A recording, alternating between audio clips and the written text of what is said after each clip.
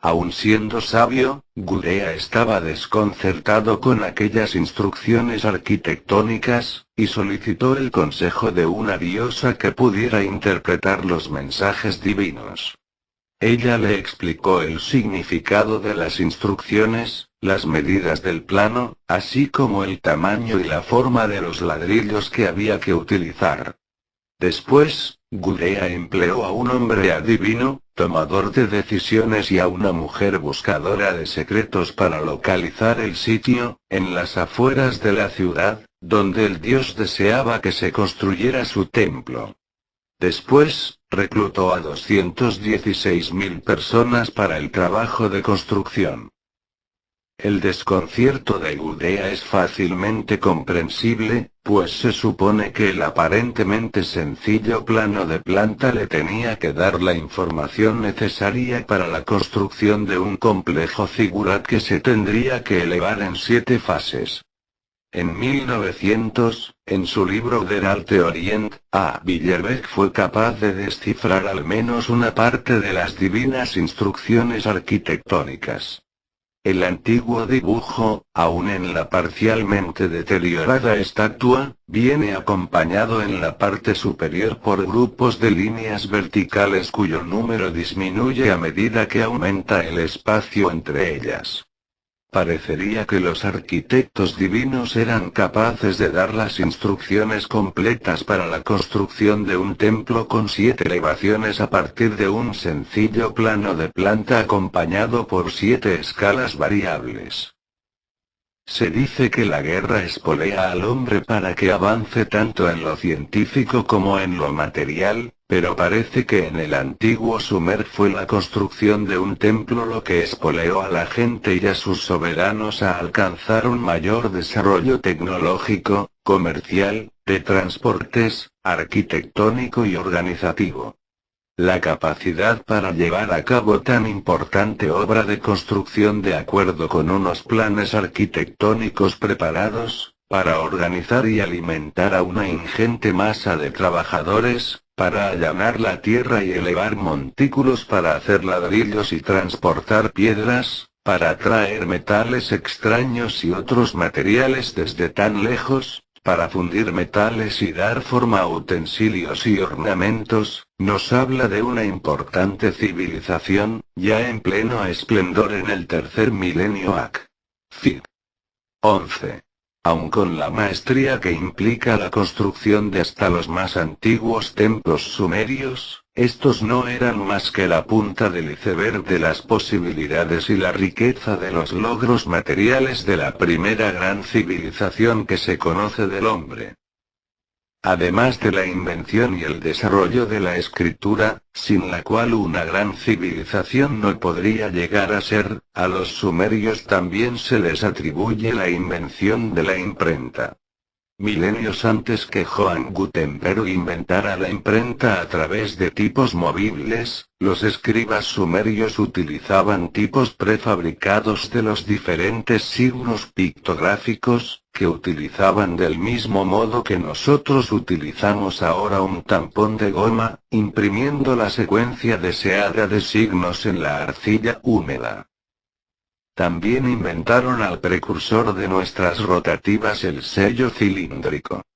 Hecho de una piedra sumamente dura, era un pequeño cilindro en el cual se grababa el mensaje o el dibujo al revés. Cuando se hacía rodar el cilindro sobre la arcilla húmeda, se creaba una impresión en positivo. El sello también le permitía a uno certificar la autenticidad de los documentos. Siempre se podía hacer una nueva impresión para compararla con la del documento en cuestión.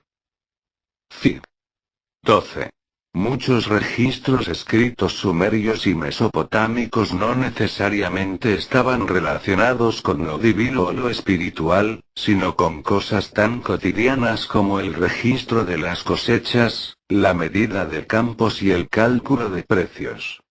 Ciertamente, no es posible alcanzar determinados grados de civilización sin un avance paralelo de las matemáticas. El sistema sumerio, llamado sexagesimal, Combinaba el mundano 10 con el celestial 6 para obtener la cifra base de 60. En algunos aspectos, este sistema es superior al nuestro actual. En cualquier caso, es incuestionablemente superior a los sistemas posteriores de los griegos y de los romanos. A los sumerios les permitía dividir en fracciones y multiplicar millones, calcular las raíces o elevar los números a varias potencias. Este sistema no solo fue el primer sistema matemático conocido, sino también el que nos dio el concepto de posición numérica. Del mismo modo que, en el sistema decimal, 2 puede ser 2 o 20 o 200, dependiendo de la posición del dígito, también en el sistema sumerio el 2 significa 2 o 120, 2x60, y así sucesivamente, dependiendo de la posición. Fig. 13. Los 360 grados del círculo, el pie y sus 12 pulgadas, y la docena como unidad no son más que unos cuantos ejemplos de los vestigios de las matemáticas sumerias que todavía podemos ver en nuestra vida cotidiana. Sus logros paralelos en astronomía, en el establecimiento del calendario y en otras hazañas matemático-celestiales de similar calibre recibirán un estudio mucho más preciso en capítulos posteriores. Del mismo modo que todo nuestro sistema económico y social, libros, registros legales y económicos, contratos comerciales, certificados matrimoniales, etc., dependen del papel, la vida sumeria mesopotámica dependía de la arcilla. Templos, tribunales y casas de comercio disponían de sus propios escribas, con sus tablillas de arcilla húmeda dispuestas para anotar decisiones, acuerdos o cartas, o para calcular precios, salarios, el área de un campo o el número de ladrillos necesarios en una construcción. La arcilla también era la materia prima básica en la manufactura de utensilios de uso cotidiano y de recipientes para el almacenamiento y el transporte de bienes. También se utilizó para hacer ladrillos, otra cosa en la que los sumerios fueron los primeros, algo que hizo posible la construcción de casas para el pueblo, de palacios para los reyes y de templos imponentes para los dioses. A los sumerios se les atribuyen dos avances tecnológicos que hicieron posible combinar la ligereza con una fuerte resistencia en todos los objetos de arcilla: la armazón y la cocción. Los arquitectos modernos han descubierto que se puede hacer hormigón armado, un material de construcción sumamente fuerte, echando cemento en moldes con un entramado interior de varillas de hierro. Pero hace mucho que los sumerios fueron capaces de dar a sus ladrillos una gran fortaleza mezclando la arcilla húmeda con trozos de carrizo o paja. También sabían que a los objetos de arcilla se les podía dar resistencia y durabilidad cociéndolos en el horno. Fue gracias a estos avances tecnológicos que se hizo posible la construcción de los primeros edificios y arcadas del mundo, así como la elaboración de la primera cerámica duradera. La invención del horno, un lugar donde conseguir unas temperaturas intensas pero controladas, sin correr el riesgo de que los productos se llenen de polvo o cenizas, hizo posible un avance tecnológico aún mayor: la edad de los metales. Se da por cierto que el hombre descubrió que podía dar formas útiles o agradables a algunas piedras blandas, pepitas de oro naturales, así como compuestos de cobre y de plata, en algún momento de los alrededores del 6000 AC. Los primeros objetos de metal moldeado se encontraron en las tierras altas de los montes Zagros y del Taurus. Sin embargo, como señalaba R.J. Forbes de Birthplace of Edward Metallurgy, en el Oriente Próximo de la Antigüedad, el suministro de cobre natural se agotaba con rapidez, y el minero tenía que recurrir a las minas. Esto precisaba del conocimiento y de la capacidad para encontrar y extraer el mineral metalífero, triturarlo, fundirlo y refinarlo, procesos que no se podrían haber llevado a cabo sin el horno y sin una tecnología mínimamente avanzada. El arte de la metalurgia no tardó en abarcar también la habilidad para alear el cobre con otros metales, obteniendo como resultado un metal fundible, duro, pero maleable, al que llamamos bronce. La Edad del Bronce, nuestra primera época metalúrgica, fue también una contribución mesopotámica a la civilización moderna.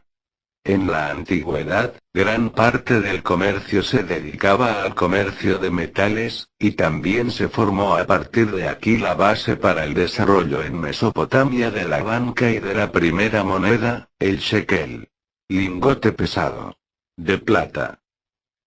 Del nivel que alcanzó la metalurgia en la antigua Mesopotamia nos hablan las muchas variedades de metales y aleaciones para los cuales se han encontrado nombres sumerios y acadios, así como su amplia terminología tecnológica. Esto desconcertó durante cierto tiempo a los estudiosos, ya que Sumer, en su territorio, carecía de minerales metalíferos. Y, sin embargo, la mayor parte de la metalurgia comenzó indudablemente aquí. La respuesta se encuentra en la energía. No se puede fundir, refinar y alear sin un abundante suministro de combustibles para alimentar hornos y crisoles. En Mesopotamia no había menas, pero había combustible en abundancia, de modo que el mineral metalífero fue llevado hasta los combustibles, lo cual explicaría muchas de las más antiguas inscripciones en las que se describe el transporte del mineral desde muy lejos. Los combustibles que le dieron a Sumer la supremacía tecnológica fueron betunes y asfaltos, productos del petróleo que se filtraban de forma natural hasta la superficie en muchos lugares de Mesopotamia. R.J. Forbes Bitumen and Petroleum in Antiquity demuestra que los depósitos de superficie de Mesopotamia fueron las principales fuentes de combustible del mundo antiguo, desde los tiempos más primitivos hasta la época de Roma, y concluye que el uso tecnológico de estos productos del petróleo comenzó en Sumer alrededor del 3500 AC. De hecho, dice que la utilización y el conocimiento de los combustibles y de sus propiedades fueron mayores en tiempos de los sumerios que en las civilizaciones que les siguieron.